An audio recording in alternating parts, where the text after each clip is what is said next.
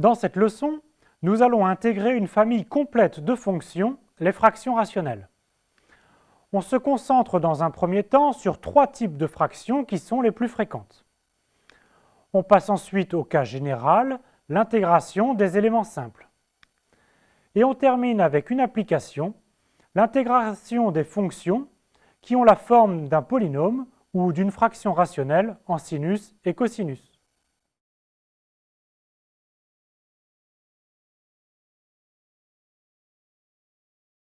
Avant de passer aux fractions rationnelles, remarquons que nous savons déjà intégrer beaucoup de fonctions simples.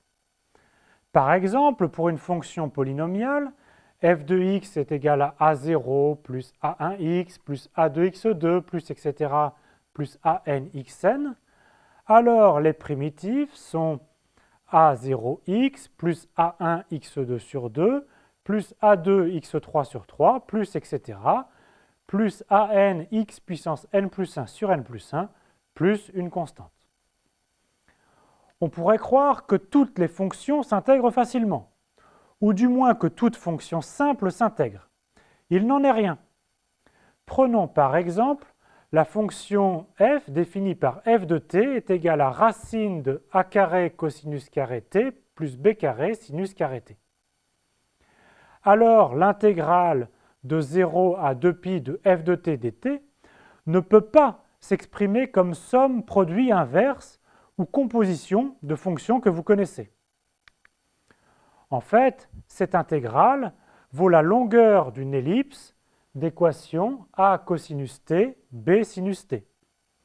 Il n'y a donc pas de formule pour le périmètre d'une ellipse, sauf bien sûr si a égale b, auquel cas l'ellipse est un cercle. Dans cet exemple, c'est la racine carrée qui pose problème. Qu'en est-il pour les fractions rationnelles? De façon remarquable, nous allons voir maintenant comment intégrer toutes les fractions rationnelles.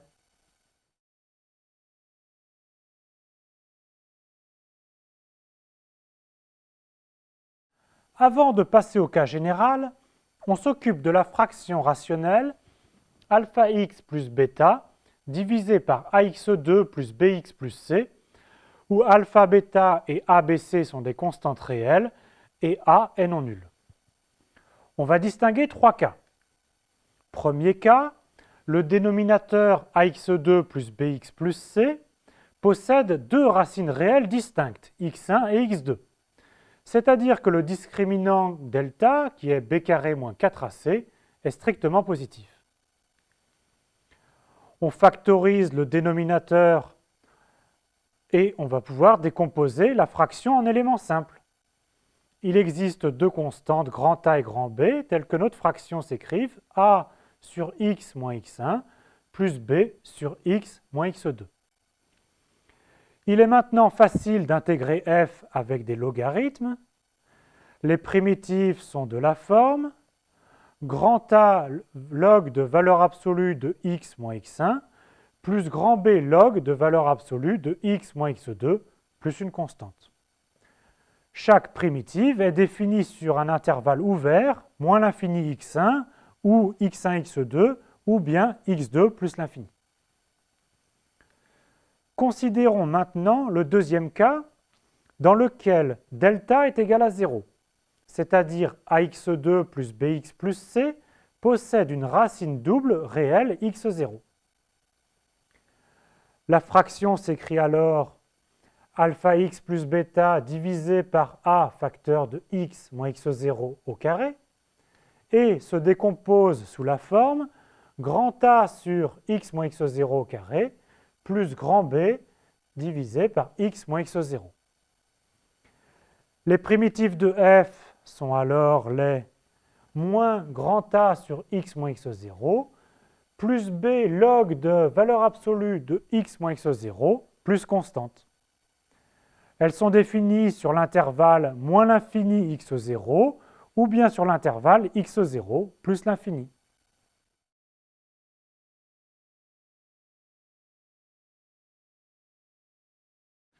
Passons au troisième et dernier cas qui est plus compliqué. C'est le cas où le discriminant est strictement négatif et donc le dénominateur ax2 plus bx plus c ne possède pas de racine réelle. Voyons comment calculer primitive et intégrale dans cette situation en considérant l'exemple de la fraction x plus 1 sur 2x carré plus x plus 1. On vérifie d'abord que le discriminant grand delta est strictement négatif, il n'y a donc pas de racine réelle. Dans un premier temps, on fait apparaître une fraction du type u' sur u. Pourquoi? Tout simplement parce que l'on sait intégrer ce type de fraction. Une primitive de u' sur u est log de valeur absolue de u. Le dénominateur est ici 2x carré plus x plus 1. Je vais donc faire apparaître 4x plus 1 au numérateur. 4x plus 1, c'est la dérivée de 2x carré plus x plus 1. Mais bien sûr, je suis obligé de compenser. Maintenant, je sépare ma fraction en deux fractions. Et j'ai tout fait pour que la première fraction soit du type u' sur u. On peut donc intégrer la première moitié. On intègre 4x plus 1 divisé par 2x carré plus x plus 1, qui est bien de la forme u' de x sur u de x, et dont les primitives sont les logs de valeur absolue de 2x carré plus x plus 1, plus une constante. Ainsi, on a bien intégré la première moitié.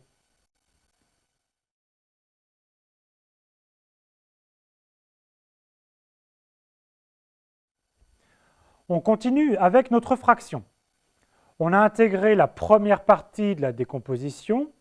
Occupons-nous maintenant de l'autre partie, 1 sur 2x carré plus x plus 1. Nous allons écrire 1 sur 2x carré plus x plus 1 sous la forme 1 sur u carré plus 1. Pourquoi? Parce que nous connaissons une primitive de 1 sur u carré plus 1. C'est arctangente u. Donc reprenons, on écrit notre dénominateur en faisant apparaître artificiellement le début d'un carré. Et donc on obtient que 2x carré plus x plus 1, c'est 2 facteurs de x plus 1 quart au carré plus 7 huitièmes. On a donc écrit la fraction sous la forme 1 sur u carré plus 1, où u est 4 sur racine de 7, facteur de x plus 1 quart. Voici notre changement de variable. Pour ce u, on obtient du qui est 4 sur racine de 7 dx. Et on va calculer notre primitive. Donc dx sur 2x carré plus x plus 1, qui serait écrit ainsi, devient maintenant du sur u carré plus 1. Une primitive est arctangente u, et on remplace u par son expression en fonction de x. Et c'est tout bon. Il ne reste plus qu'à conclure. Nous avons calculé les primitives de chacune des deux fractions, et donc nous obtenons les primitives de f.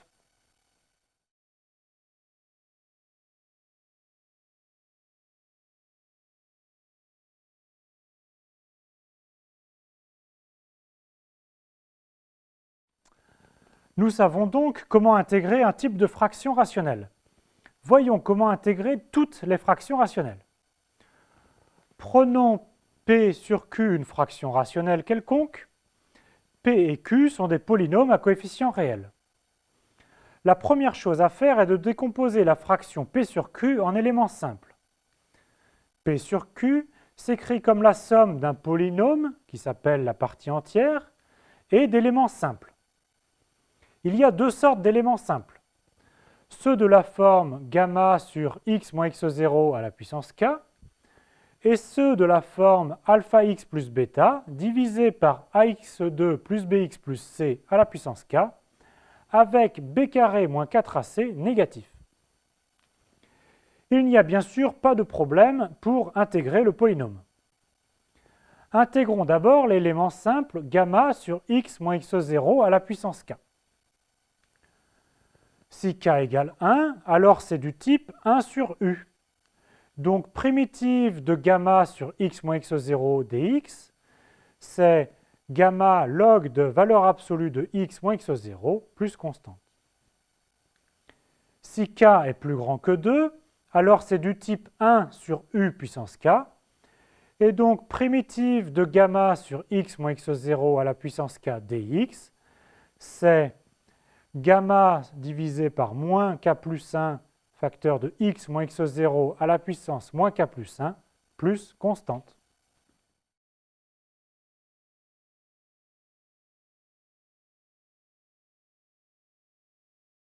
Passons à l'intégration de l'élément simple alpha x plus bêta divisé par ax carré plus bx plus c à la puissance k. On écrit cette fraction comme somme de deux fractions. Et nous nous sommes débrouillés pour que la première fraction soit de la forme u' divisé par u à la puissance k. On peut donc intégrer primitive de 2ax plus b divisé par ax carré plus bx plus c à la puissance k. C'est donc de la forme primitive de u' de x sur u de x à la puissance k, qui s'intègre en 1 sur moins k plus 1, u de x à la puissance moins k plus 1 plus constante. Et donc, on obtient ceci.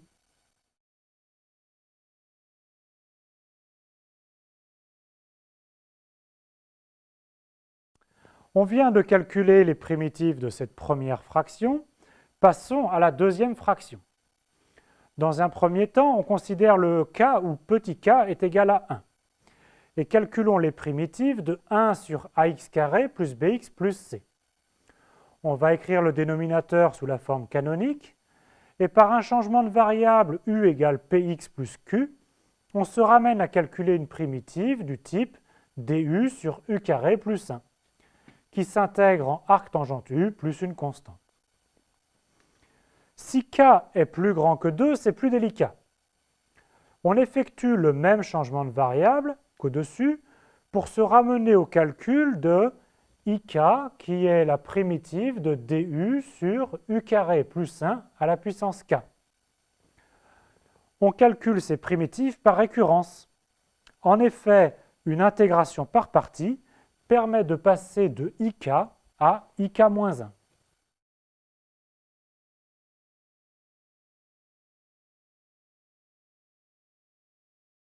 Voyons comment calculer la primitive I2 qui est la primitive de du sur u carré plus 1 au carré.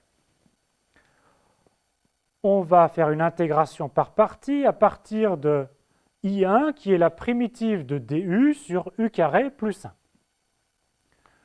Pour cette intégration par partie, on pose f est égal à 1 sur u carré plus 1 et g' est égal à 1.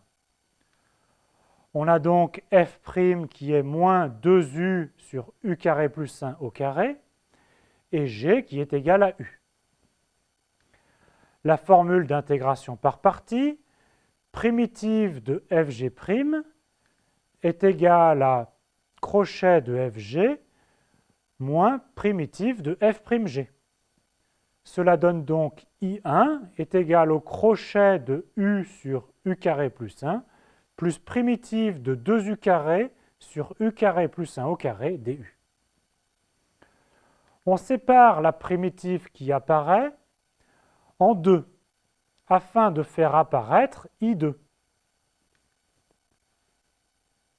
Et, après calcul, on reconnaît 2i1 moins 2i2. Ceci nous donne une relation entre I1 et I2.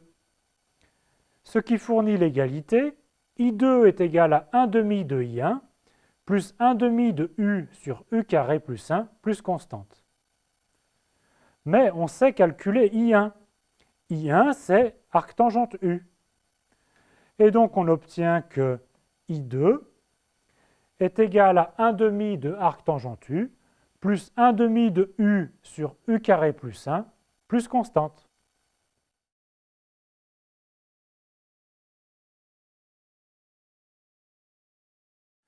Après les fractions rationnelles, nous allons calculer les primitives de la forme primitive de p cosinus x sinus x, où p est un polynôme en cosinus et sinus.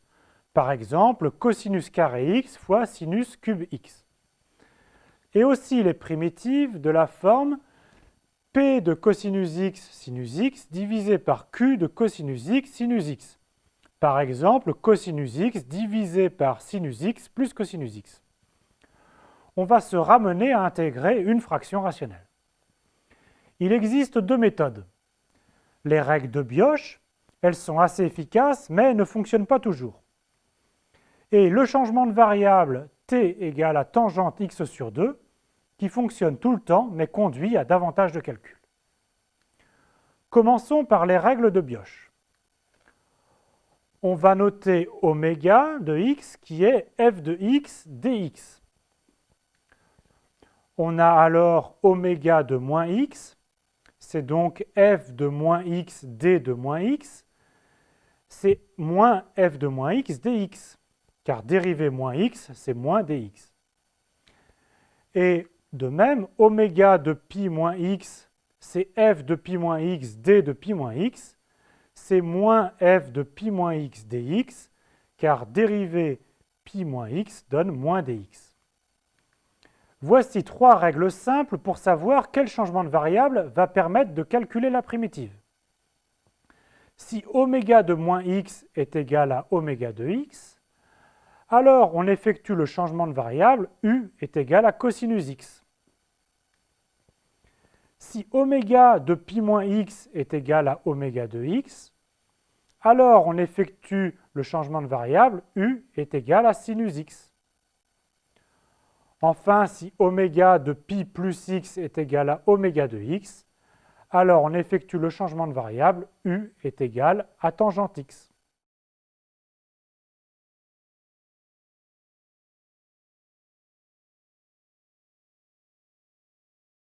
Voyons comment cela marche sur un exemple, avec à calculer une primitive de cosinus x dx divisée par 2 moins cosinus carré x.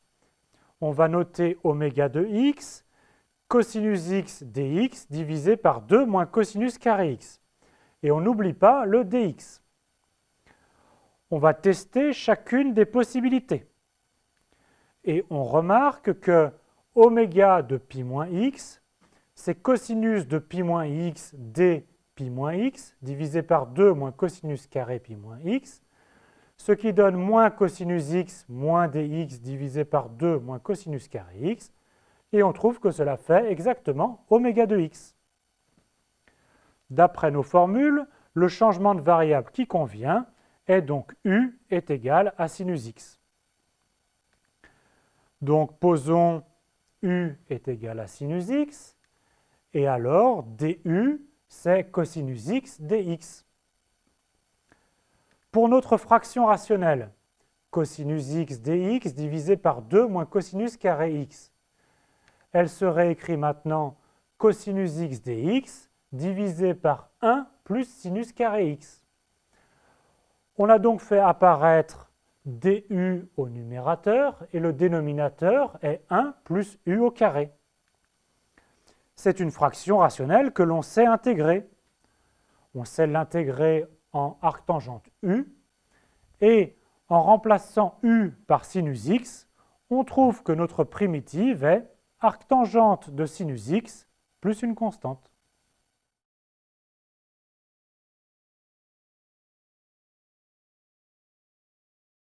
Les règles de Bioch sont très pratiques mais ne fonctionnent pas toujours.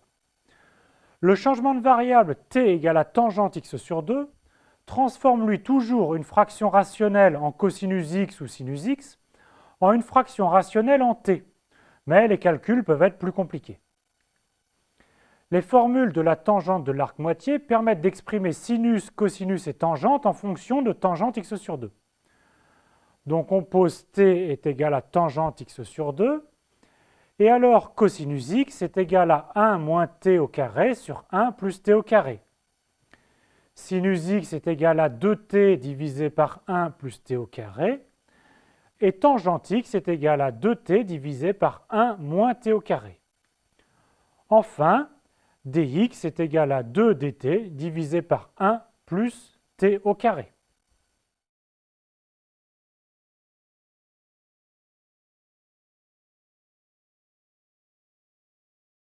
Calculons par exemple l'intégrale de moins pi sur 2 à 0 de dx divisé par 1 moins sinus x. On pose le changement de variable t est égal à tangente x sur 2, et ce changement de variable définit une bijection de l'intervalle moins pi sur 2, 0 vers l'intervalle moins 1, 0. Pour x est égal à moins pi sur 2, on a t est égal à moins 1, et pour x est égal à 0, on a t est égal à 0. Les formules nous disent que sinus x est en fait 2t sur 1 plus t carré, que l'on remplace dans notre intégrale. Pour dx, la formule nous dit que c'est 2 dt sur 1 plus t au carré, et on remplace dans notre intégrale.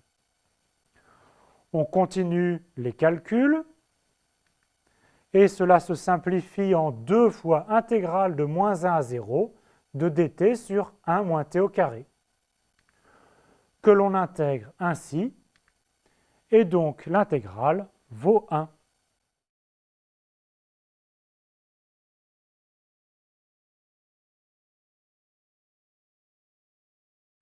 N'oubliez pas que vous devez passer beaucoup de temps à travailler par vous-même devant une feuille blanche à résoudre des exercices.